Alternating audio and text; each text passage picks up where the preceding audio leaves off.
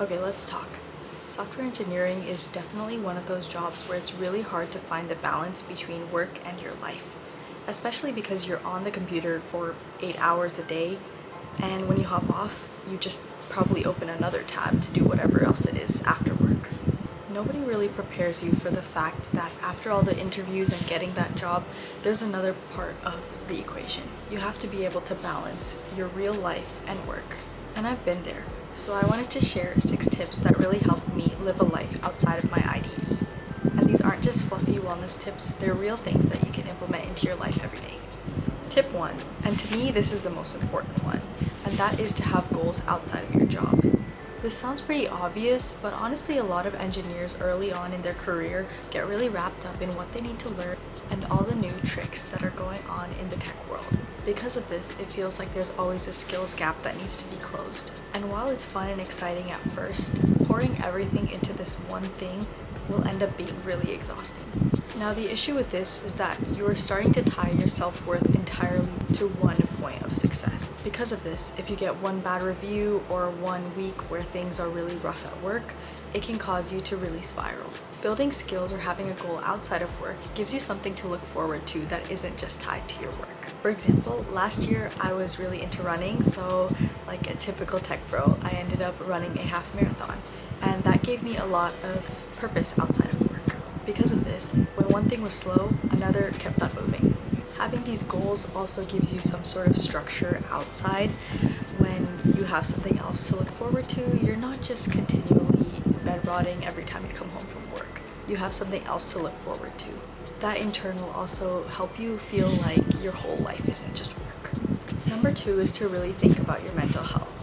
To be honest, software engineering can be really mentally demanding. There's a lot of demands coming from clients or your boss or from many different areas.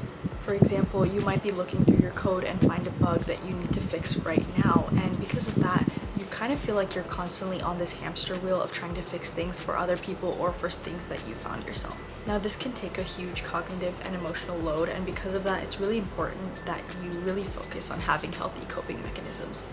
Now, what does taking care of yourself look like? First off, you have to know your own warning signs. You need to know when you're starting to feel irritable or really dread having to go into work in the morning. In addition, if you're feeling really frustrated with small things, that could be a huge sign that you're starting to get burnt out. Now, that doesn't mean you're lazy, that just means that your brain's trying to tell you that something's off. Now, just identifying those signs isn't enough. You have to make sure to take them seriously.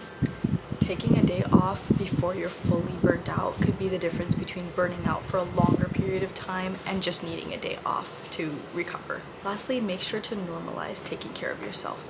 It's really become a thing that I've noticed in the tech world where it's really common to kind of be proud of how much you're suffering and flex that on other people, but I don't think that's how it should be, because ideally your work is a part of your life and it's not your whole life. Your mental health is almost like the infrastructure of your lifestyle, and you need to keep up and maintain that infrastructure to really have a long-lasting career. Next, you have to set aside genuine time to relax. I think engineers are pretty bad at this because we decide that in our relaxation time we're going to have some sort of side project or watch documentaries or videos about the thing we're working on, and telling ourselves that because it's a side project or because it's a video, we aren't actively using our brain and it's relaxation time. But slowly that just becomes another deadline that you have to worry about and another point of stress for you. Now, this isn't to say that we shouldn't watch videos about different tech that we like or that we shouldn't do side projects. The point is that you need to give yourself genuine moments to do nothing or to watch a show that you genuinely like because you like it, because in this way you're going to stay in the moment and really live your life. You work this hard to get to the point you are so that you can have a life that's fulfilling. Now, this is also helpful neurologically because by resting, you end up kind of recentering your focus, and in the long run, you'll be able to work actually harder than you would if you just push through every phase of burnout. Number 4, be proactive about your social life. I don't know how it is for everybody, but I know for me, sometimes I will literally go into the office and I will probably have maybe 2 minutes of social interaction, and that was in stand-up. After that, I code for the rest of the day, and before you know it, I just realized I haven't talked to another human in literally 8+ hours. The thing is, after college, you really need to put in effort into maintaining friendships and relationships with people, so that means you have to start texting people first and creating plans with people. And maybe you're not the type to be super spontaneous, or you are a little shy to really talk to people one-on-one like that. If this is you, go for something that you like. For me, I really like yoga, so I would go to the same yoga studio multiple times a week, and eventually I could talk to some of the instructors and a few of the other yogis there. A couple of my friends also joined intramural sports, and that really helped them make friends who are interested in the same things that they are. To be honest, your social life will also end up affecting your work. Socializing with people will put you in a better mood, first of all. And second of all, you'll kind of get the hang of talking to people the more you do it. And those kind of social skills are great for the workplace too. Now this one might be a no-brainer, but that's to stay active. I know everyone kind of says that, and especially post-grad, it's really important. As people who work in tech, we sit a lot. We're basically using just our brains for the entirety of the day, and honestly, it's gonna take a big impact on your body if you don't take care of that now. I'm only 3 years in, and I can already feel my back slowly breaking. And the thing about these kind of things is that they build up over time, and they can build up fast. So that's why we need to keep movement that kind of breaks that pattern of us just constantly being sedentary. And it doesn't have to be anything crazy. If you are not the type of person who wants to run marathons or wants to do some crazy stuff, then just start off small. Start going on bike rides or yoga classes, or even just taking a walk around your neighborhood. Something I noticed personally is when I move, I usually actually think better that day. And apparently it actually has a scientific reason behind it.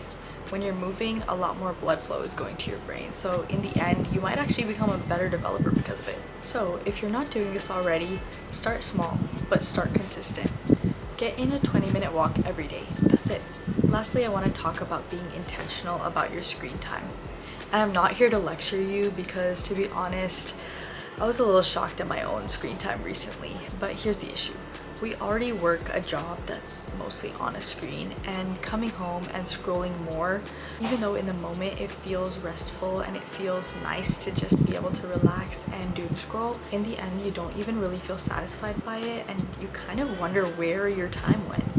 It's important to be intentional about where you're using your screen, because you don't want to be stuck in this cycle where you're just coming home, doom scrolling for a few hours, passing out, and waking up to go to work tomorrow. The first step is to just raise your awareness on how much you're using your screen time. To be honest, I was a little scared to check my screen time, and rightfully so apparently, but I think that it's important to acknowledge how much you're truly using your screen and not hide from it. And after that, you don't have to make any huge adjustments, just make tiny decisions. Like, for example, I've been trying not to scroll during my lunch break because I feel like, yes, I have those 30 minutes to relax, but if I bring a book or maybe even just listen to some music, I might feel a little more fulfilled instead of feeling like my eyes are really tired by the end of the workday. You don't have to go completely off grid, but it is important that you're choosing when you're using your screen. And you deserve work hours where you're doing things intentionally.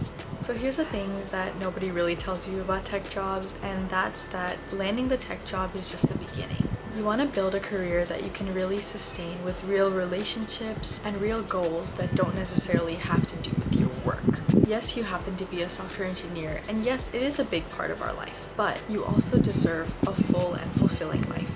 So I challenge you to pick one thing from this list this week and get started on it. Let me know in the comments which tip you want to start with and how you like it. I hope this video helped, and if you liked it, feel free to like, comment, and subscribe, and I will see you in the next video.